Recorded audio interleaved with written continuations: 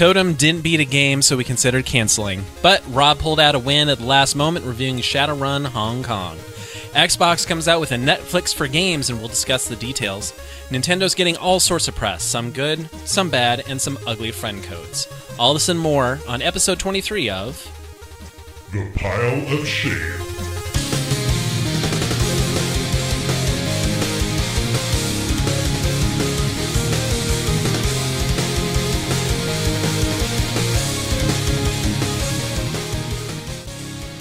Geeks of all kinds, we know that struggle, that overwhelming pile of content to still finish. Conquer the pile, and don't quit. Today is March 2nd, 2017. My name is Rob, and I am your host for this support group. I go by Chai Tea out there in the gamer world, and with me tonight, to help encourage you to keep up that fight against that growing pile, are my co-hosts. Going first to the surely traumatized by now after whatever Wednesday, Pete. Yeah, it was traumatic. I feel like a changed person today, to be honest. I suffered through half an hour of that. Actually, I didn't suffer. I was laughing my butt off because I wasn't playing it. So I'm amazed that you stayed that long, yeah. Although, really, the first 10 minutes were filled with highlights anyway. Just I got to cut together a highlight reel of that. All right, and also joining us, Totem, who would much rather be an Overwatch PTR right now, I'm assuming. Well, naturally, or, just playing competitively. But yeah, I'm doing all right. Unfortunately, I was not there yesterday to see the hilariousness of the ride to hell, which is aptly named according to Pete. So, as you pointed out, there wasn't really so much a ride to hell. I was already there, right, pretty much the whole time. For those of you curious, we do have a highlight reel on our Twitch channel. It's twitch.tv/poshame. You can also catch it on our YouTube. I think Twitch might have choked on itself trying to get it uploaded to YouTube, so I may have to try again. I don't really blame it. The it's game probably crashed on me twice. What are you trying to put on me? No. Yeah, it didn't settle well, and could just be like the Taco Bell. Right. Oh, man. All right, well, let us figure out what is keeping us from playing our games, distracting us from the pile in delay of game. Pete, what has been distracting you from playing games besides last night? Well, I did play some games, so that's progress, but I guess lately I've just been super lazy after work, which is a terrible excuse. But It's the perfect time to play games. I know, well, I come home and I'm like, I could do that, or I could watch a YouTube video, and for some reason lately, YouTube has won out. Although, I have played a few VR things too, so some Arizona Sunshine and accounting, some goofy stuff like that, so... I love her little inside joke on her Discord channel about accounting. To be fair, playing Ride to Hell probably feels like a lot of work. Yeah. I put in 2 hours and it felt like 8. I wonder how long that game is. If it's like a 28-hour game, that'd be hilarious. That's what I'm terrified about, man. I was like, at the end of last night's session, I thought to myself, I beat one boss, and there were like 6? Oh. Well, to be fair, I think you spent half an hour running around in that airplane area trying to avoid getting hit by that dude. I did. I was excessively passive. I backed up for a long time. This is how I play games, so I'm not a quick game player, as you've seen. What? I know, it's astonishing. Well, that dude at the trailer, he's like, come in here looking for drugs. We're not gonna give those to you. I'm gonna fight you. And I'm like, he doesn't seem like a bad guy. He just doesn't want to have drugs here. And then I murdered him. Savage. Oh my gosh. I cannot believe you, Pete. What the heck? After walking around in the airplane junkyard for 8 hours, trying not to kill him, it's like, all right, fine. Yeah, there was no way out, I'm afraid. Oh, so yeah, I've had a couple of interesting weeks. The day after the last episode, I sat down in a chair and let someone zap me with lasers. Well, that sounds like fun. Yeah. Right into the eyeballs, which they always tell you never to do. Like, never point a laser into an eye. Was there a warning on it that actually said Do not shine directly in the eyes. You know, that'd be funny. I doubt it. B, I didn't have my glasses on, so I couldn't see very well. And you weren't corrected at that point, so right. You couldn't see very well. Got it. So yeah, I'm pretty much recovered now, and it's so far so good. Seen 2015 without the glasses on. It's always nice. Nice. That's only 2 years ago. I see what you did there. Yeah. Nice. I know. Dad joke dojo. Oh boy. The Tuesday after, I decided to just take a couple days off of work just in case. I didn't know how long I was going to need to recover. And Tuesday was I live in Omaha, Nebraska, just so you guys know. And it's normally in February. It's supposed to be around 30, maybe 40 on a nice day. Usually down in the 20s. And it was like 75 degrees. So, and Lady Chai took the day off of work, and we went downtown, had some sushi, walked around, played Pokemon Go, caught all the new gen Pokemon, and just like walked for several miles, enjoyed ourselves, no jacket on, had shorts on, and stopped for ice cream. That poor lady at the ice cream counter. She getting overrun? Well, it's like any other Tuesday afternoon in February, she just having one person in the ice cream parlor will do just fine. On a 75-degree day, it doesn't do just fine. It's like she had a line out the door. It was ridiculous. Nice. Well, we keep getting all the snow out here. Yeah, so... it's like I noticed we're like walking around 75 degrees and you guys are getting snowed on. I'm very confused. Yeah, and just going on that topic, like Chicago didn't have any snow that actually stuck to the ground in January or February. So it's been really weird this winter. Oh my gosh. And Seattle, who normally gets one snowstorm a year that the snow lasts for a day, has been getting snow regularly. It's true, and yet people here still drive like idiots. It's like the entire city's been shut down all month, pretty much. Yeah, but pretty close. But overall, other than that, keeping me from games, doing a lot of tabletop, got into D&D, we're starting new characters, and so that should be fun. Let's see. You were doing something other than D&D, weren't you? Shadowrun Anarchy is the other thing I'm running, and more to come on that eventually once I find players. Actually, if you consider yourself a good stage presence and a good impromptu person, planning on starting a podcast on Shadowrun Anarchy, and not really even a podcast. It will be like a live Twitch performance.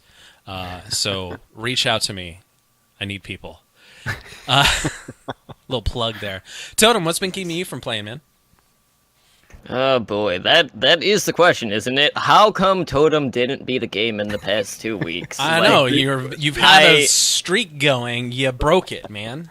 I feel like I've let the team down. I don't know what I'm doing here tonight. I feel like Pete normally does any other time he's on the show. I'm gonna have to resign because you didn't beat a game. Okay. That's how it works. Okay, I see where this is going. But there's just been a whole lot of stuff. So obviously, Overwatch has always been the number one thing keeping me from playing literally anything else. We just had the Season 4 hit this week.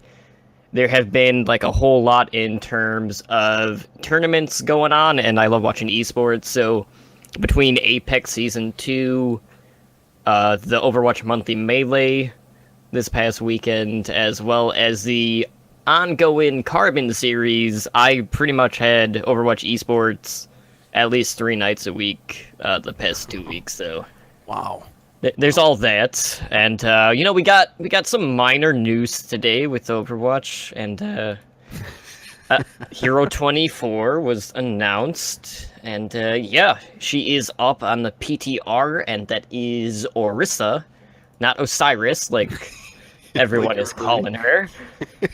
And just to talk about the new hero, not that this is really an Overwatch podcast, but we talk about it, every week anyway, so it's true. Might as well. Wait, the new hero's not Doomfist? No. Oh. They did mention Doomfist. So Doomfist is the one that pretty much annihilated the Numbani airport. We know Right. that. Yep. So there's still that potential for Doomfist to be in the next Hero hero. 25. Yeah. Yes, Hero 25. Or Villain Maybe. 25. Talon 25. Yeah. Okay, Yeah. so basically, Orisa has like a rapid fire projectile, has 200 rounds, which lasts for like 17 seconds to like completely unload it. She's You know, like heavy. Yeah, so Yeah, she kinda is, actually. well, she's a tank, so yeah. Yeah.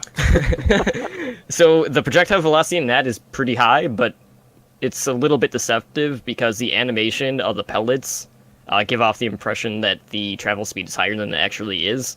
So at range, you have to definitely lead your targets pretty significantly. And it's basically at a fixed spread with a tight cone. So like comparing it to some other heroes, it's tighter than say like Bastion or into Sentry. And it's kind of similar to Bastion's Recon max spread. And there's no damage fall off, which is kind of a big deal. And you know, most notably, you can headshot with the weapon, and it's not absurdly high, but it's definitely higher than some of the other tanks like Winston. And then what's cool is like her alternate fire is like a mini graviton surge, so you can fire it and you know suck people in. So you know a lot of wombo combo potential with that. Yeah, and there will And be a you lot kinda of bullshit, detonate you know, BS and Ilios and stuff like that pulling people off of ledges. Oh yeah, so a whole lot of potential in terms of the environmental kills with that. She has an ability called Fortify, which is basically a 5-second damage reduction, which seems to have a lot of interactivity in terms of being able to completely negate some other effects in the game. So I gotta play around with that more. Yeah, it's supposed to And- negate a lot of CC. Like, it'll be good to get out of, hopefully, May's ultimate.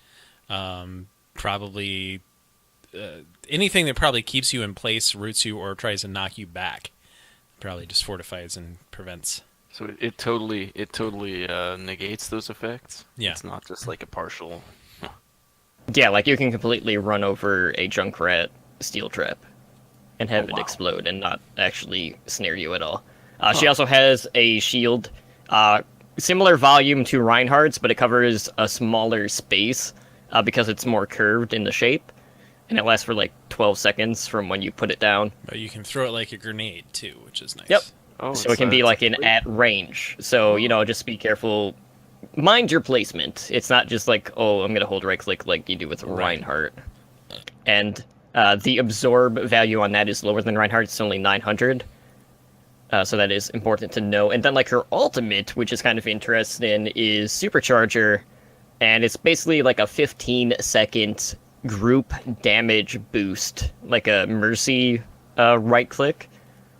So it basically like drops like this little generator or totem on the ground, and then it will like, you know, beam towards you. So they'll kind of be tethered to it, but you can like run, you know, further away from it, and you'll still get the damage boost. So Yeah, it's line of sight is what Kaplan said. If you're in line of sight of it. yep. The other big thing, though, is that it can be targeted, so you have to protect it or put it somewhere that the enemy team can't target. Yep. So, you know, making sure that that gets protected is a big thing. And she really has no mobility skills at all, so just be mindful of that. So you might have to use the Fortify to kind of use that as an escape, just, you know, for the damage reduction. So Kaplan calls her an anchor tank, similar to Reinhardt, where the team will rally around and behind her to do their thing. So yeah, that's pretty much the lowdown on a new hero. Other than that, though, you know, obviously I've been busy podcasting. We just had our 50th episode for Heroes Never Die, which is my Overwatch Congratulations. podcast. Well done. And congrats to Rob on winning our giveaway. Yes. Imagine that. It's nice having it in. I mean, what? Yeah, exactly. Yeah, that was totally rigged from the start. Yes. Yeah. Mhm, yeah. So yeah, you know, a lot of good things happening there, and looking forward to doing some more Overwatch talk. So it's been a pretty good 2 weeks. All right. Nice. All right, well, let's get to what we beat this week in Conquering the Pile. So, in traditional fashion, when one person beats a game, they can't beat a game the next time, and so... It ruins everything. Right. We can't all have beat a game. It'll take forever to review everything. This is ridiculous. Right. So I'm going to be reviewing Shadowrun Hong Kong. I beat this about an hour before showtime. That is really pulling out all the stops for the show. And apparently there is some there's like a DLC package that I got because as a Kickstarter, and you can buy it separately that extends it another 6 hours. So this isn't a complete review of that. It's just the main campaign game. Wow. All right. So the scenario, the setting is Hong Kong, 2056. And the city is controlled by a corporate council of mega corporation CEOs. Kowloon, the walled city, a mega slum in the heart of Hong Kong. It's a breeding ground for violence, despair, and crime. The magical landscape in Kowloon is bad. It is a slum after all, but is there something more? Something darker? Your father that rescued you from the streets of Redmond Barrens back in the United Canadian and American States, or UCAS, who you haven't talked to in many years, suddenly leaves you a comic message and enough Nuyen to get a flight you need to Hong Kong. Getting off the suborbital jet, you meet your brother Duncan, and everything goes sideways in a very big way. That sounds like things going sideways in a big way. Sounds like when we played the co-op Shadowrun. Yeah. Everything just basically always went sideways. So maybe that's a Shadowrun theme. It is a Shadowrun trope, that's for sure. All right, so Shadowrun Hong Kong is the third of Harebrained Scheme's reboot of the Shadowrun video game series. Follows the same general gameplay features as Shadowrun Returns and Dragonfall, but it does have an improved magic, matrix, and cyberware system.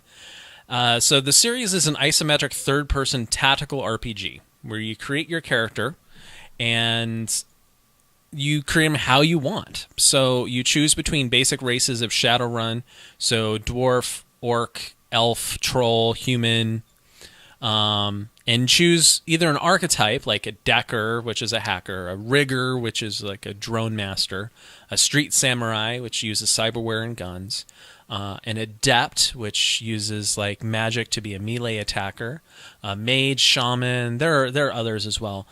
Or you can use the karma system to build the character any way you want. So they give you karma, which is like experience points, and you just kind of spend them on the abilities and traits that you want to customize your character. So playing through the game, you're going to end up doing a number of missions, or Shadowruns, where using your skills and those of your 3 other teammates, you can find a number of different ways to complete the run. Some are more subtle than others, and some are a little bit louder.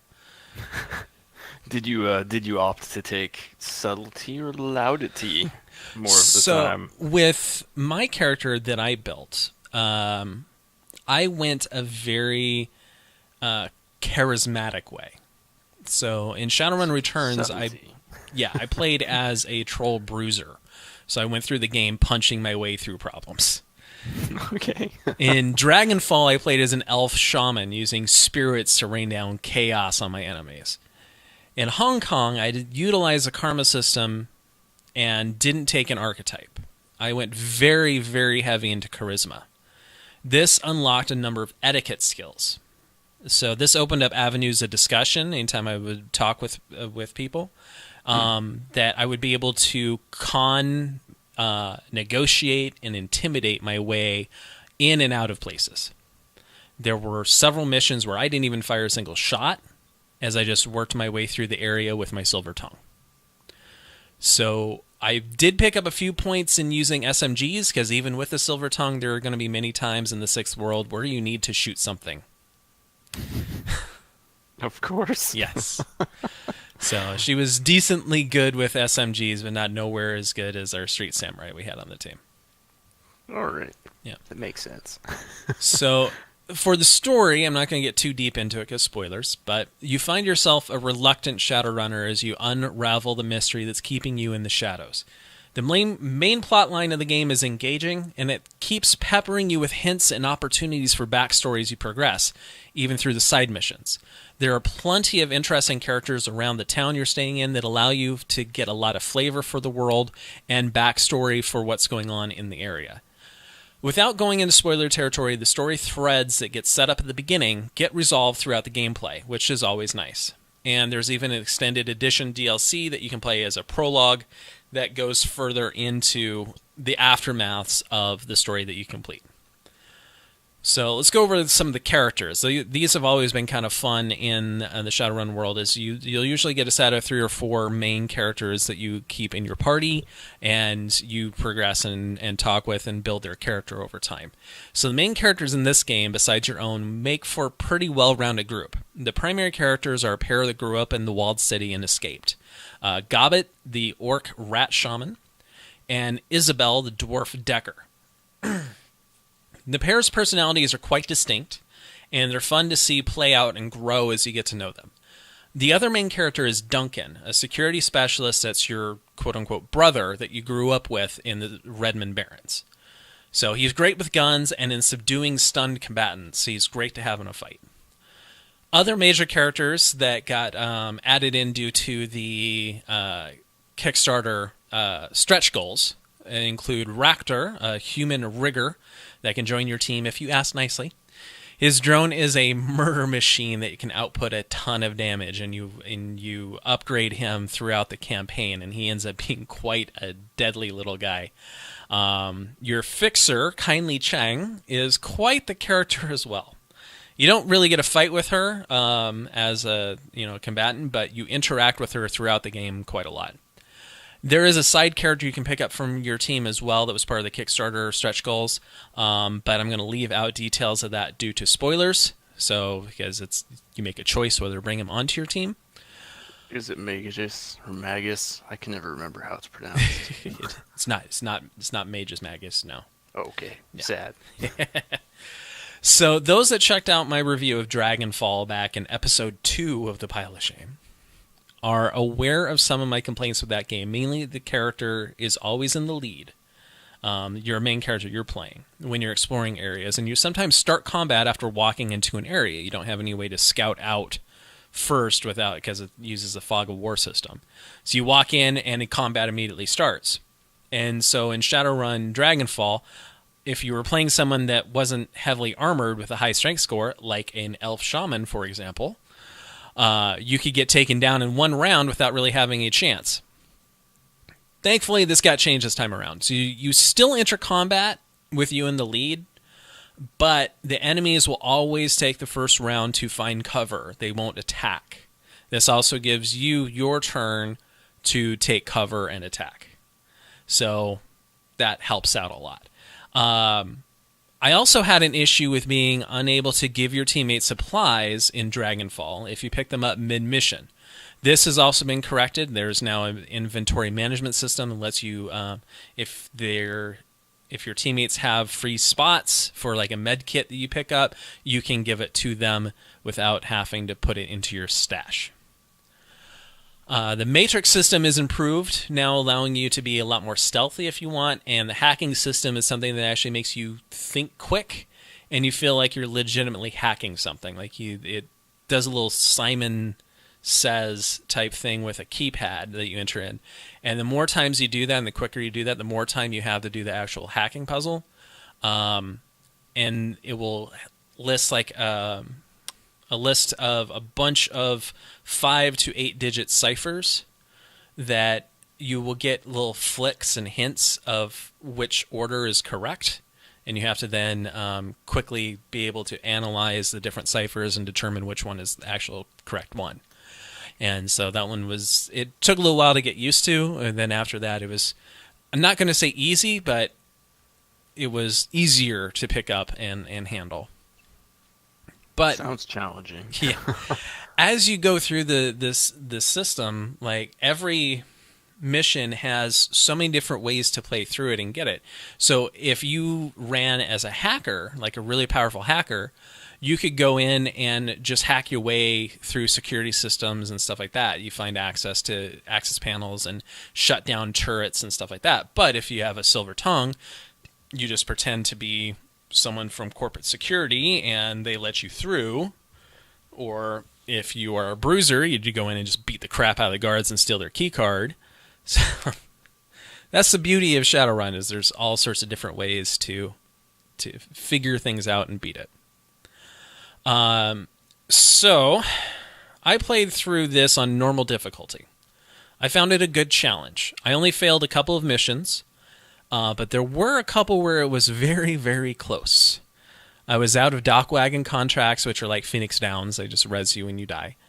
I was out of medkits and down to my last bit of health when we finished them off. And one of them, actually, I was going against a very powerful opponent, and I was out of everything, and I was about to lose. And you knock her down to like 10% health, and she stops and gives you an ultimatum.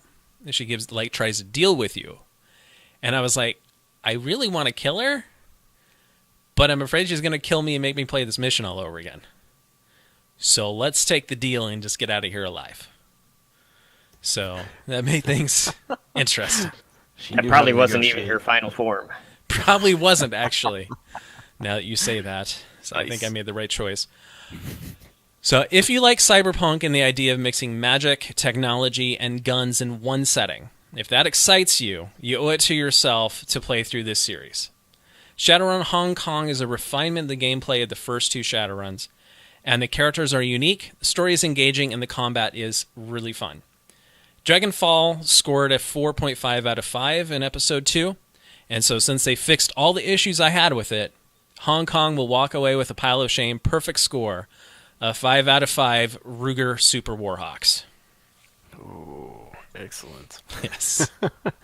Did you, so you played these in chronological release order, is that right? Yes, chronological release, yeah. Okay.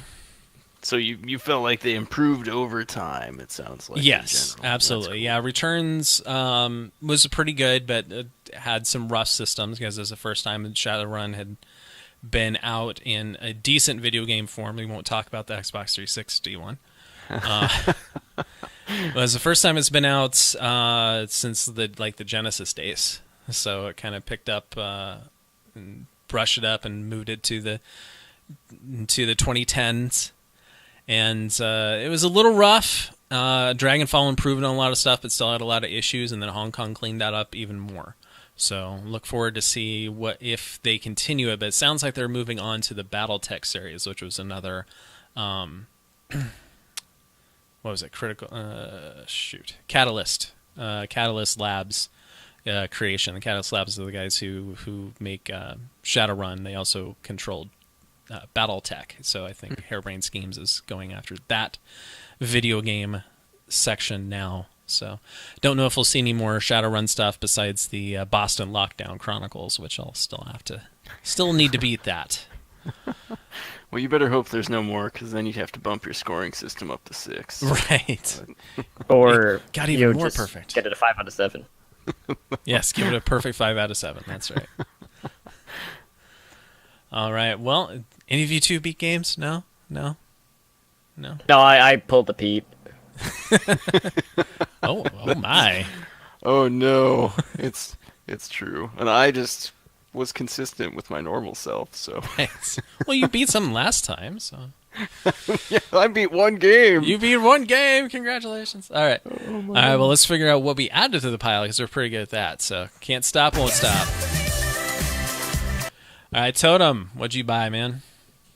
All right, so it's kind of a light past 2 weeks for me. Horizon Zero Dawn came out, which was one of the PS4 exclusives that I was really looking forward to. I'm so super looking forward to getting that. I will be picking that up, but I'll probably wait for a sale. yeah, I picked that one up. I haven't really had too much time to spend in it just yet, but I'm pretty impressed with it so far. And it seems like amongst the gaming community that I talk to, it's fairly positive. Yeah, Actually, extremely positive, to be honest, with the reviews. So yeah, I have not heard much downside of that game. It looks beautiful. It looks like the gameplay is a lot of fun. So have fun with that one. Yeah, for sure. And the Nintendo Switch is coming out. I'm not going to be buying it at launch. I might help my brother-in-law try to get one, at least with the online sales. But for now, I'm going to hold off. I'm hoping at least someone I know picks one up because I just want to see how the controller scheme feels. Right. And, I at least want to play Zelda because, it's Zelda. I mean, that's out on the Wii U too. So. Yeah, but I mean, who has a Wii U? Let's be honest. One of our friends does. I think that's it. Yeah, Zelda's been getting a ton of good reviews, so I'm actually intrigued, but not enough to buy a Wii U or a Switch. So, Pete, what'd you pick up? None. What? Actually, I know. It blew my mind, too. I had to double check. Actually, I did pre-order the game Little Nightmares, which some of our friends will be angry I pre-ordered something, but Yeah. I'm excited for it, and I'm going to buy it, so I figured I'd just go ahead and do that. So that comes out on April 28th, so then I'll actually be able to play through that. Yeah, otherwise, just that giant Freedom Bundle purchase that happened, 2 weeks ago? Right. Yeah. Pete, while I'm discussing, why don't you find something in that giant bundle that you already have to give away? Because I forgot to do that. All right, I can do this. Okay. All right. For me, I didn't actually add anything to my pile either. Horizon Zero Dawn is something that I am extremely looking forward to. I'll probably be picking that up soon. After trading in my 360 and my PS3, I've got a lot of in-store credit burning a hole in my pocket, so I might use that. All right, let's talk about some gaming news that came out. So last episode we discussed the PS Now, I think it's called, the PlayStation Now. It's like streaming games, and it's like $20 a month to rent. And so Xbox just came and like kicked it in the nuts and said, "Hey, half the price, and you get to download the games." How about that? So I guess it's their chance to try and pull a Sony. I don't know. Yes. Well, I mean, they're already technically doing that because they're like, oh, how about that? You can play like 8-year-old games with this. Yeah, we were Totem and I were looking beforehand. We were like, what games? Because they haven't given a list yet, right? No, they said there's 100 games. They put some examples out there, like some big names like Halo 5 was out there, and let's see, there were some others. Lego Batman from 2008. Yep. Mm-hmm. Saints Row 4, Payday 2, NBA 2K17, Gears of War Ultimate Edition, Terraria, yeah. So, all right, let's talk about some details that have come out. So, about 100 games at launch will be launching out for Xbox One Gold members in March, actually, fairly soon. And then this fall for everybody else. You won't have to have Gold in order to use this. It'll be a $9.99 per month plan, no annual plan, and it's no contract. And they said that they're considering letting you be able to gift the subscription, but they also said that they are planning on making it available to share across your users on the system, just like you can with Gold and some other stuff. So they're trying to keep it somewhat user-friendly, which is good. The big one is that you're going to download the games and not stream them, because streaming has proved to be a pain point for PlayStation Now and other similar services. Yeah, that is nice. So you can download them and play them offline. Although only until they go off the 100-game list, right? Which yes. They're rotating through. Yeah, so. but the nice part is it's going to be a rotating selection, but your progress and achievements will stay. And if you like the game, you can buy it at 20% off if you're subscribed to this. So you get to try the game out. If you don't beat it and you like it, you can buy it at a discount and enjoy the game. Yeah, enjoy the $4 that you're going to save buying some of the 8-9-year-old games. Right. Well, I guess I appreciate the download aspect of it, but I mean, so GameFly is still around, and I guess they let you do basically the same thing, don't they? Yeah, I but then mean, you have to deal pay- with the discs and mailing stuff Yeah. and letting them sit around and not be mailed off for 3 weeks. We all know what happened with Netflix and why they made so much dang money when they were doing discs. Is it communism? Was that the answer? Yeah, pretty No. much. Yeah, yeah. Okay, good. Whew, I was worried. So at $9.99 a month, it's going to depend, honestly, like you said, on the selection, on the game selection. But at $9.99 a month, that's getting into the ballpark of I could do this. It's almost a little bit more expensive than the basic Netflix packages, but it's in the same ballpark. It's not $20 a month like PlayStation.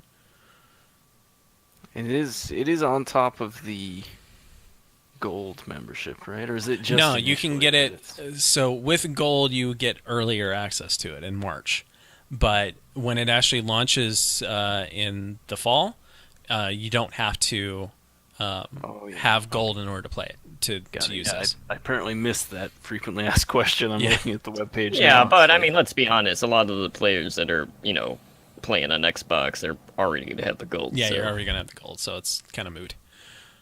But it's I think that's a decent value, depending on, just like you said, depending on the selection. If the game selections are out and good, as they say, 100 games at launch, it's going to be mostly. Or I don't think even they said what the ratio is, but it'll be some Xbox 360 backwards compatible and some Xbox One games. So Yeah, it sounded like just a handful of the 360 ones, right? Right. And Lady Chai brought up a good point. It's like, oh, isn't this going to be terrible for your pile? I'm like, no, because you actually have to physically go and download it. Right? You have to click buttons to download it. Then it adds to your pile. Oh wait, was she under the impression that you'd add 100 titles a month to your pile? Pretty much, yeah. She's like, this is going to be terrible for your pile. I'm like, no, I have to actually go and download it. That would be tough to work off, wouldn't it? Yeah. Well, my pile is up to 1,500 now. Yeah, since last week. I don't know what happened. My goodness. So what do you guys say? You have an Xbox, Pete. Have you actually booted it up in a while? No. And, I let my gold membership lapse. Me too. Actually, Yeah. the exciting moment for me here was when I launched the 360 yesterday. Right. And I was looking, I'm like, what the hell are these games I have installed on here? So I've got my own Xbox Game Pass. It's called Everything I Forgot Was on My 360. Right. Oh, man.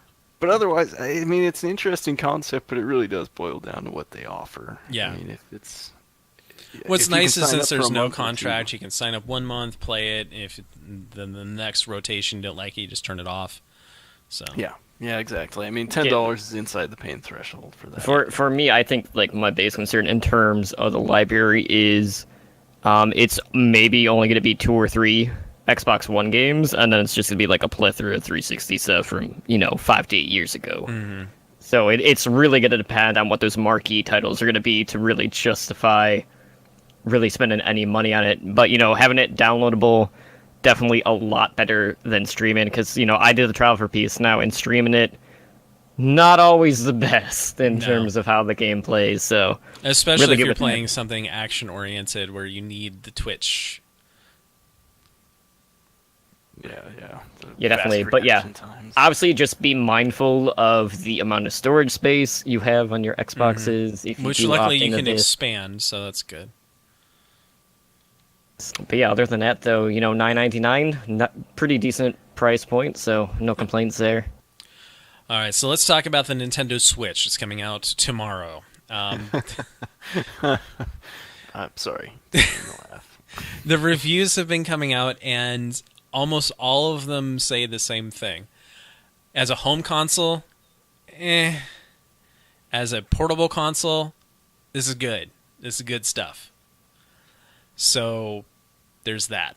But they already have a good portable console called the 3DS XL. But it's not powerful. Right. Yeah, so the reviews are giving it like an 8 out of 10. 84% is what I saw on GDGT. And all of them are pretty much saying similar messaging. Some of the launch titles, 1-2 Switch, is that the name of it? They said, yeah, it's fun for the first little while, and it gets old really fast, but I mean, it's like exactly the same as Wii Sports, right? Super fun to begin with, and never pick it up again. Yeah, but I mean, so much of that is just because it's 100% gimmick. Right. Yeah. Trying to show off the unique aspects of the console with whatever the hell they put together as a tech demo. Yep. And then we have the new Zelda game that someone mentioned earlier that is scoring a perfect 10 out of 10 in a ton of different places. But that is not an exclusive title to the Switch, which I think was a mistake. Well, you'd have to buy a Wii U anyway, and I don't think... Right. Yeah. I don't know. Pretty much anyone who's going to be getting the Switch probably already has a Wii U, I'm going to say. That might be. So. Yeah. There just hasn't been, I don't know. For me, Nintendo just hasn't been putting out content that attracts me. It's been the same since the GameCube. They put out really solid content. They put out one or two solid games and a couple of gimmick games for the first 6 months, and then after that, like, there's a complete drought of good content. And so that's why I waited on the Wii and didn't end up buying one, because there wasn't anything besides the Zelda game that was any good. And that's why I didn't pick up the Wii U, because I still don't think there's anything good on that console. Yeah, now, in terms of the review, I'm assuming you meant like review as a whole and not like in the separate entity of it being a handheld versus a console. Yeah, the reviews are scored as an overall system. The comments basically in the review were indicating that it perform as a handheld. It performs very well. The battery is fantastic compared to other systems like that. The power is really good, but then as a home console, it is not as good. I'm not too surprised about that, but I am glad to hear that the battery isn't as crappy as a majority of us had thought it would be. So right, yeah, they said the battery life was surprisingly good. Surprisingly good. That's always. We were pleasantly surprised it didn't suck. Right. All right. Well, great. That's what I go for, mediocre in my game systems. And your game, since you're reviewing the lowest. I go for way below mediocre. You're right. Mediocre would be a step up for him. Yeah, it's like literally not even on the scale. It's that mediocre. Yeah. So I guess overall the Switch for us is a no buy yet until there's content. Yeah, I'm holding off for sure. I don't know. It served me well. I haven't bought a Wii or a Wii U, and I haven't really regretted it. Yeah, me neither. Yeah, I mean, for me, it will probably solely revolve around whether or not the next Smash Brothers will be exclusive, or if they're going to do it on 3DS and the Switch. Right. As long as the 3DS version isn't... somebody in our Discord was mentioning they had a bunch of DLC for the last one to basically make it equivalent to the Wii U version, I think, right? So that would suck. Oh yeah, that's the other thing is what the Zelda game has DLC. Oh my god, that blew me away. I thought people were joking, so I chimed in with some DLC joke, and then I looked it up after work and went, "Oh my god, there really is. There's like really DLC. two bonus treasure chests." I'm like, "Oh my god, What are you doing, Nintendo? did this just happen?" Stop. Oh well. Oh, jeez. Maybe shouldn't give them a hard time for doing what every other company does. I know, right? It did blow me away when I heard they had done that. They're selling out. Yes, Literally right. selling out. Yep. All right. Well, let's figure out what more to add to the pile since we're not picking up Switches but it's on sale. Shut up and take my money. So if you have the good systems. So Xbox One games with gold, you can pick up Layers of Fear. Oh. And Project Cars currently, And then starting March 16th, you can pick up the title that went free to play. So I don't. Okay. You really win with that one. You can pick up Evolve. No, the only way to AKA win is bargain not to bin. play. Yeah. I have that on PS4, and I still don't play it. Didn't we play it once? Yeah, we played it once, and then we're like, well, this is kind of crap, and never went back. I can honestly say the same about Project Cars. But no. Xbox 360 has some really solid ones this time. Starting today, you can pick up Borderlands 2. Solid title. It's a good game. Yeah. And starting March 16th, you can pick up a game I've never heard of called Heavy Weapon. So it has one solid offering. Yes, has one solid offering, but that's a good game. Borderlands 2 is a good game, and you get it for free. It is. Well, yeah. And remember that it is backwards compatible, so you can pick it up on your Xbox One. Perfect. And if you have a PlayStation 4, you can pick up 2 games, Tearaway Unfolded and Disc Jam, which apparently Disc Jam is going for the Rocket League slot. So... I don't even know what that is. No, is I that might like have Tron to... Frisbee? Yeah, I think that is about what it is, yeah. So I'm going to have to give that a shot. Whenever it says Rocket League slot, I'm like, okay, I'll try it out. And then you're going to get sucked into it, and then we'll never hear from you again. Well, Right. you heard from me after Rocket League. Another Disc Jam review. Gosh. Oh. And then for the PS3, you can pick up one of Pete's favorite games, Yes. Earth Defense Force 2025. It's such a dumb series, but I love it. And then something that sounds really weird, Under Night in Birth EXE Late. I had a really tough time reading that title correctly, and I'm still not sure I am. No. What? What does that mean? I don't know. If you still have your PS3, you can find out for us. I guess I do. And hey, I can stream it too, because now I'm You set got your up stream for that. set up. If you have a PS Vita, you can pick up Severed and Lumo. So, good stuff. Humble Bundle is got 2 specific game bundles, so Arma and Civ going on right now. So if you're an Arma fan or a Civilization fan who, I guess if you're a fan and don't have the games, then you can pick up a ton of them for pretty cheap and give to charity. Yeah, if Arma 3 is on there as the top tier, anything under $20 is a really good value. Yeah. All right. Did you guys notice any other deals or sales going on right now that you want to discuss?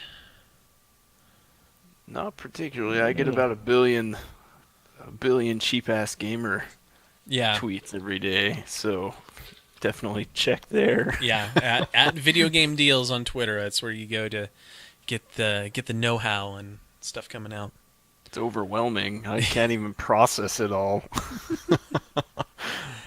All right, and well, let's talk about what's coming up next in Coming Attractions. Okay, and Pete, what are you going to be up to? Oh yeah. Well, I'm committed. I'm in a committed relationship with Ride to Hell Retribution. 1%. It does say 1% on there, which I still don't understand. It's ironic because it's a 0%. Right? It should be. Yeah. It's 99% stuff you don't want to play, 1% also stuff you don't want to play. So you can look forward to that probably this upcoming Wednesday, if not sooner. It depends on when the feeling returns to my soul. But and then I guess like I said, I was actually really thrilled when I booted the 360 because there was all kinds of weird ass stuff on there. So I might take a day to just go Play through some some weird of the stuff. Yeah, because I don't even know what half the things on there are. I don't remember them.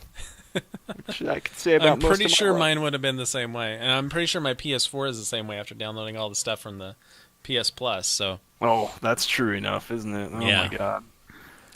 all right, Totem, what are you gonna be following up with?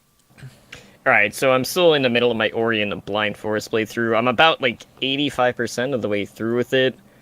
Taking me a little bit longer than that one just because it is a Metroidvania-styled game, so when I sit down and play it, I'm not able to do it longer than I normally would play a game because of the difficulty. So I Yeah. get really frustrated at times. So normally I'm only putting in like maybe 30 minutes to an hour when I sit down to play that. So yeah, I should definitely have that one beat for sure by the next episode. And after that, I will be continuing to Alien Isolation. So I'm looking forward to that one. Yeah. All right, so I finished Hong Kong, so I'm probably going to keep playing that extended edition downloadable. That's only going to take 6 hours, they say, so should finish that up. Dragon Age, I would like to go back to, but it continues to crash like crazy for me, so probably just going to have to abandon that one for now until I get a new system, I guess, which I just built this one, so I don't know. It's already out of date. Yeah, Sorry. probably I'll be going to BioShock Infinite as my next game. Aha. All right. So that should be fun. As a viewer of the show, you've got a chance to win some free games. This week's game was... Are you shivering? It's cold out there in Omaha. V6, V6 times. It's going to be redeemable on Steam, and the winner is, because we only had one person, I think. Let me just check, just to be safe. I can't believe we're not including my sex bot that retweeted online. That was... I can flip a coin if you really want. I don't think I want to give it to a porn bot, though. I think that's probably true. So it goes to at Shelly Massage on Twitter. So congratulations. I'll get that Steam code out to you. You did it. Congrats. Yay. All right. And the next game up will be... How does the Stanley Parable sound? That sounds like a fantastic choice. All right. It sounds like you'll be pushing some buttons. You will be pushing some buttons. All right. If you would like to push some buttons, you can. Again, this is going to be redeemable on Steam, I'm guessing. Yes. Yeah. All right. To enter, like, or retweet the giveaway post on Twitter from @POShame that will be going out shortly. It'll be posted on March 2nd, 2017 at around 8:15 p.m. Central Time. Terms and conditions apply. Please visit this show's post at poshame.com for full details. All right, and if you would like to game with us or contact us and chat with us, because we're fun individuals, you can find links to all of our different gaming profiles and more in the show notes at each episode at poshame.com. All right, I'm going to be starting up Overwatch Competitive Season 4. I would like to not be terrible this season, so if you would need a partner that wouldn't mind slumming down in the golds with me, unlike Totem, you elitist jerk, then I'll get into that in a second, don't worry. you can reach out to me at ChaiT_1806 on Battle.net, or just reach me on Twitter at @the_ChaiT. Totem. All right, well, yes, Overwatch Competitive Season 4 is underway, and I'll definitely be looking to push into Diamond. I'll also be working on a Smurf account, too, because I have too many low silver and gold ranked friends, and I just don't want to completely abandon them. So my plan is I am going to get my Smurf to 25, do competitive. I might main Hanzo, because I'm terrible with Hanzo, or I'll do, like, pistol-only Mercy, and that's how I'll rank that way. So feel free to add my Battle.net, Totally Drunk, pound 1819, or you can add my Smurf account, Totally Boozy, number 1342. You have to add that on, okay. All right. And Pete. Yes. Join me on Wednesdays at 7 Pacific time for whatever Wednesday, for whatever the hell I feel like playing, or whatever ride to hell I feel like playing. So I'll be back to that next week, and otherwise... find me at Fighting Viper or Deadbeat Napkins, wherever fine products are sold. And seriously, guys, follow him because he is super fun to watch on the stream. So he's a great stream personality. That was a fun time yesterday, even though I only stuck around for half an hour. So I'm glad it didn't kill you. No, it was amazing just watching you go like, what? And I was just saying like, what is going on in this game? That was like the entire first 10 minutes. Yeah, pretty much. All right, to get in contact with the show, email us at show@poshame.com. Pete, how can everyone best reach us? You can follow us on Twitter. You can. Rob is at @the_ChaiT. That's THI. Pete is at Fighting Viper. Totem is at Totemly Drunk CTR. And then the show is always at PO Shame. Conquer that pile and don't quit. We'll be back in a couple weeks with more content to add to the pile. Until then, don't get smothered by your pile of shame.